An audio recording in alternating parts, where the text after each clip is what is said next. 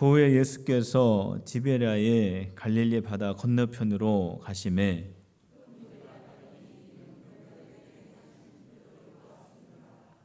예수께서 산에 오르사 제자들과 함께 거기 앉으시니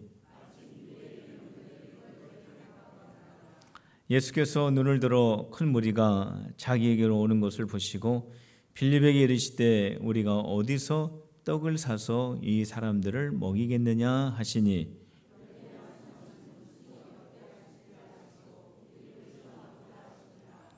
빌립이 대답하되 각 사람으로 조금씩 받게 할지라도 200데나리온의 떡이 부족하리이다.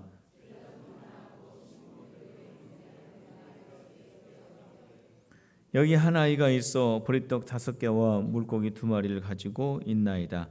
그러나 그것이 이 많은 사람에게 얼마나 되겠사옵나이까?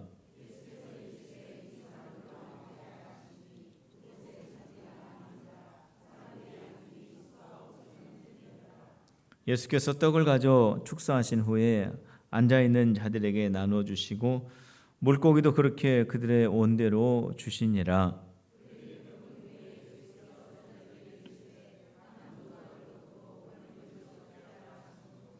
이에 거두니 보리떡 5개로 먹고 남은 조각이 12바구니에 찼더라.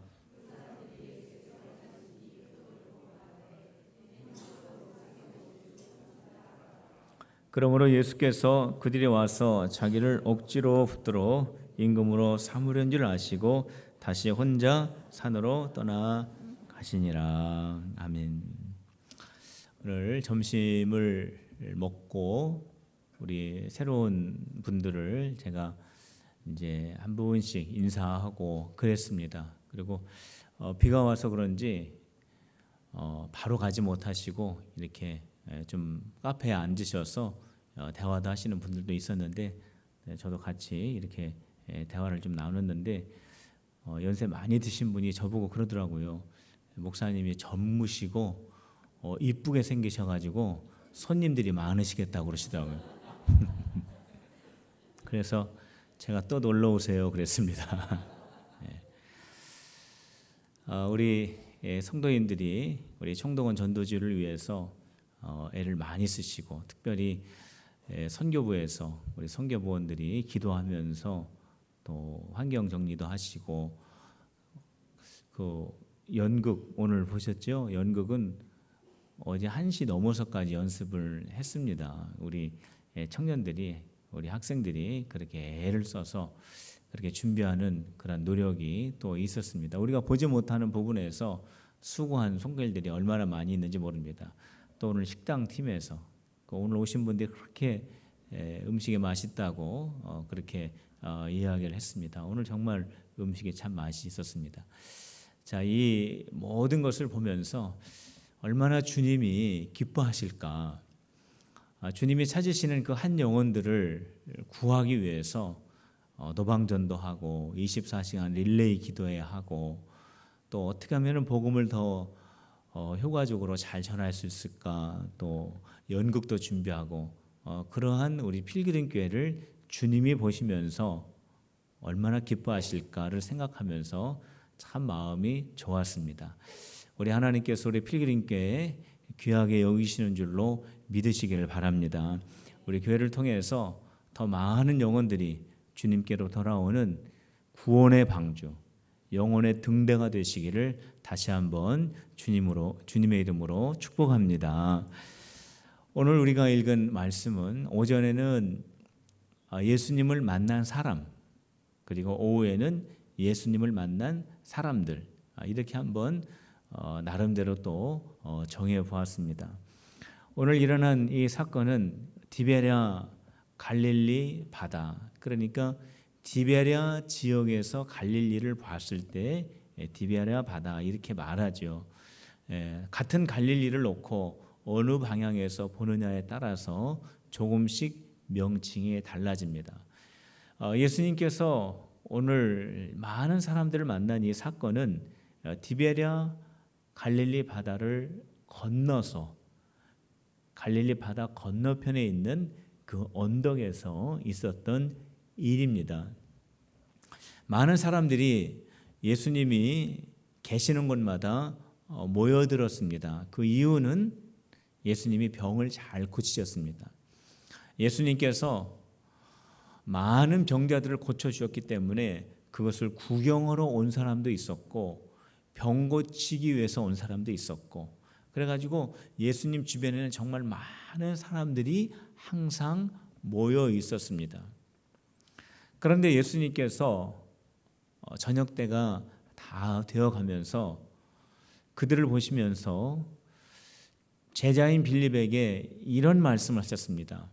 빌립아, 어디에서 떡을 사서 이 사람들, 오늘 성경에 보면은 5,000명, 성인 남자만 5,000명가량 되는데 이 사람들을 어떻게 먹일 수 있을까? 예수님께서 제자 빌립에게 그렇게 물어보셨습니다. 예수님께서 이렇게 물어보신 이유가 두 가지입니다. 첫 번째는 예수님은 정말 예수님 앞에 모여 있는 이 많은 사람들, 배고파하는 사람들, 질병에 걸려 있는 이 사람들에게 정말 먹을 것을 마련해서 그들을 먹이고자 하는 마음이 있었습니다. 예수님은 배고파하는 사람, 굶주려하는 사람, 그리고 먹을 것이 필요한 사람에게 먹여주시는 마음이 예수님의 마음입니다. 또 한 가지 이유가 있습니다. 그 이유는 빌립이 뭐라고 하나 예수님이 보기를 원하셨습니다. 우리도 손자 손녀들에게 할머니 할아버지 사탕 하나 줘봐 그러죠. 정말 할머니 할아버지가 그 사탕을 먹고 싶어가지고 그러는 것은 아니죠. 손자 손녀가 어떻게 하나 보려고 그러는 경우가 있지 않습니까? 마찬가지입니다. 예수님께서 빌립에게 그렇게 말씀하신 이유는 빌립이 어떻게 하나를 보기 원하셨습니다. 그런데 빌립이 어떻게 했습니까? 예수님 안 됩니다 그랬습니다. 딱 잘라서 말했습니다. 예수님 안 돼요. 지금 여기 5,000명이 있습니다. 어른 남자만 5,000명이 있습니다. 이 5,000명을 먹이기 위해서는 200데나리온, 그러니까 한 사람이 하루에 일하는 품삯이 한 데나리온인데 200일 동안 모아야 할 그 돈으로 떡을 사서, 떡을 살 것도 없지만 그 돈을 가지고 떡을 사서 조금씩 나누어 먹어도 안 됩니다. 이거는 무슨 말이냐면 안 된다라는 거예요. 예수님 200데나리온이라고 하는 돈도 없지만 그만큼 많은 떡을 준비해 놓은 가게도 없고 그 떡을 사온다 할지라도 다 나누어 먹을 수가 없습니다. 그것은 안 됩니다. 그랬습니다. 얼마나 똑똑한 대답입니까? 5,000, 거기다가 여자하고 아이들까지 또 곱하기 하고 거기서 떡값을 계산하고 그들을 그 떡값에 떡의 양을 계산하고 그것을 나누고 했을 때 그 상황을 빌립이 한 번에 계산을 끝내버린 겁니다. 얼마나 영리하고 얼마나 상식적이고 얼마나 논리적이고 얼마나 이론적입니까? 정말 계산적으로는 정확한 계산을 해서 예수님에게 착 내놓은 겁니다. 그 계산은 산술적으로는 정확했지만 예수님이 원하시는 답은 아니었습니다. 빌립아, 너 참 계산 잘하는구나. 너 똑똑하구나. 너 아주 재리에 밝구나. 예수님이 한 말씀도 하지 않으셨습니다. 왜냐하면 예수님이 빌립에게 듣고 싶은 대답은 그런 것이 아닙니다.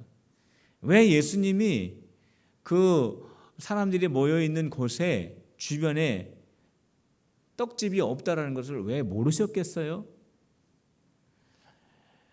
예수님과 제자들이 200데나리온이라고 하는 그 돈이 없다는 것을 왜 모르셨겠습니까? 예수님도 다 아시죠. 예수님이 왜 빌립에게 그러한 말씀을 하셨습니까? 빌립에게 그러한 똑똑한 대답을 듣기 위해서 물어보신 것이 아닙니다. 예수님은 빌립에게 믿음의 고백을 듣기를 원하셨습니다. 우리 주님께서 우리에게 가끔씩 물어보실 때가 있어요. 빌립에게 질문하셨던 그러한 유사한 질문들을 우리에게 물어보실 때가 있습니다. 그때 저와 여러분들은 믿음의 고백하시기를 주님의 이름으로 축복합니다. 빌립은 믿음의 고백을 하지 못합니다.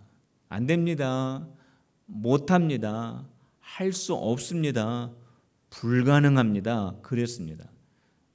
그랬는데 빌립의 그 대답을 이어서 안드레가 예수님에게 나옵니다.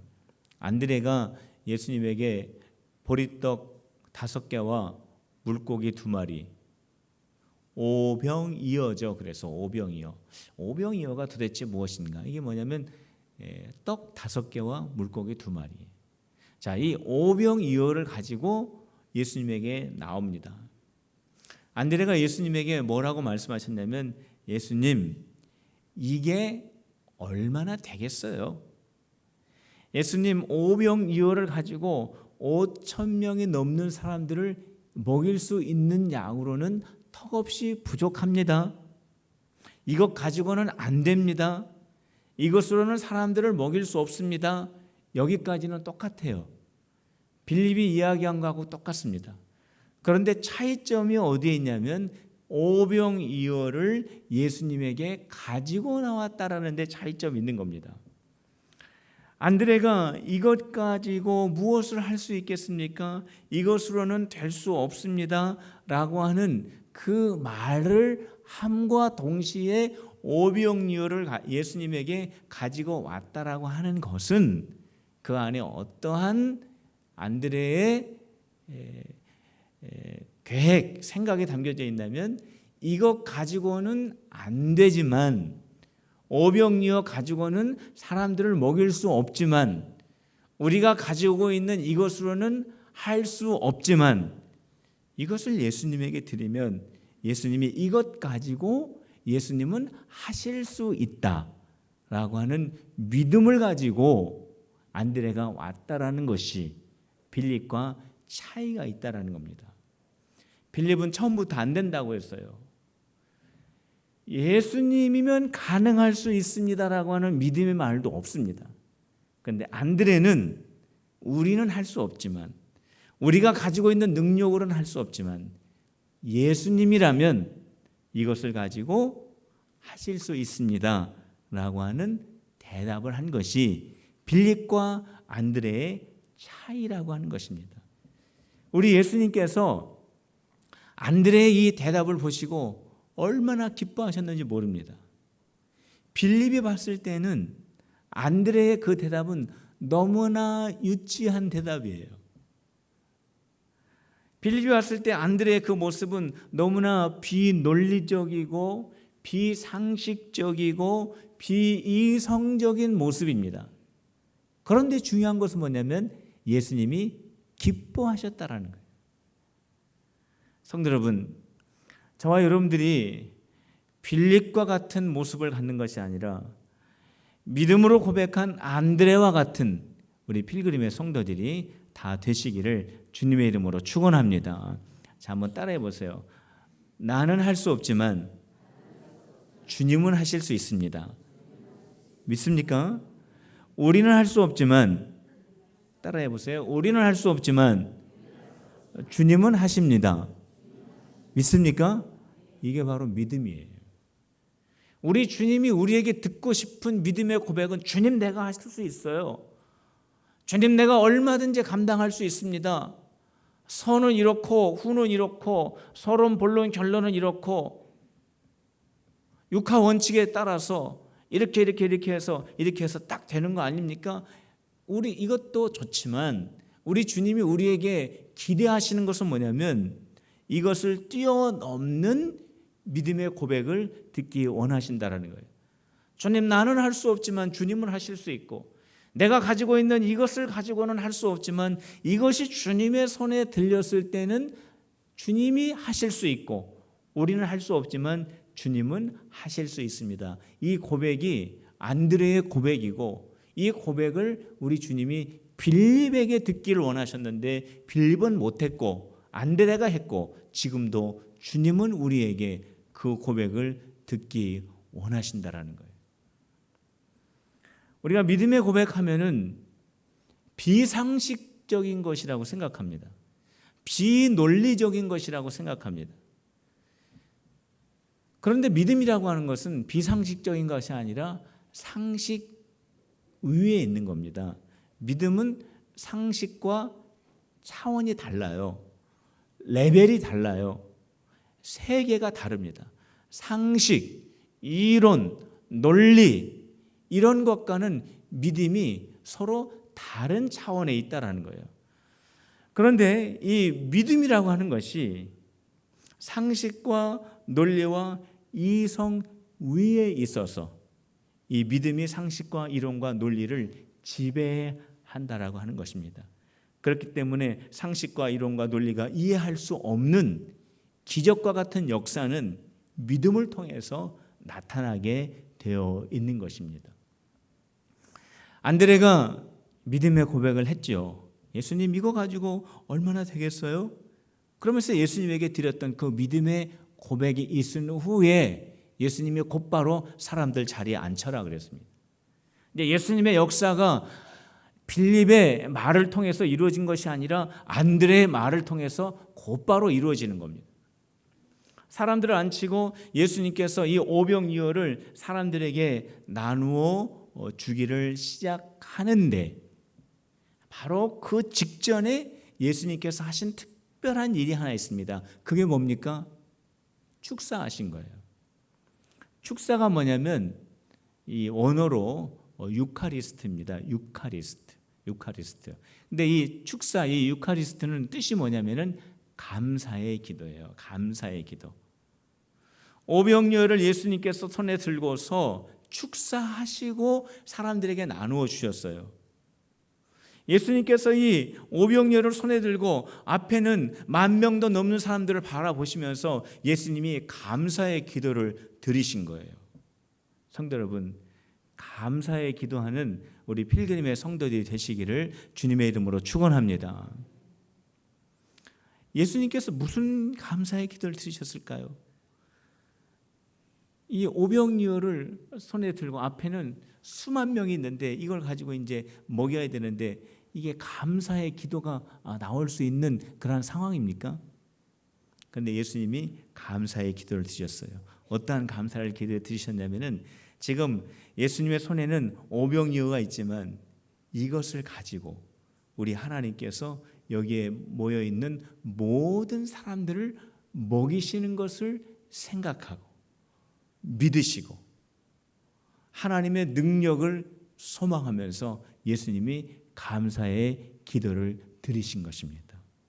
성도 여러분, 하나님의 기적은 예수님의 감사의 기도로 시작이 되었고 예수님의 오병이어의 기적은 안드레의 믿음으로 시작이 된 줄로 믿으시기를 바랍니다. 감사의 기도가 참 중요해요. 저와 여러분들이 하나님 앞에 있을 때 감사의 기도하는 우리 성도들이 다 되시기를 주님의 이름으로 축복합니다. 그래서 오병이어의 기적이 여러분들의 삶에, 여러분들의 가정에, 여러분들의 생업에 그대로 이루어지시기를 주님의 이름으로 축원합니다. 기도하겠습니다. 하나님 아버지 감사를 드립니다.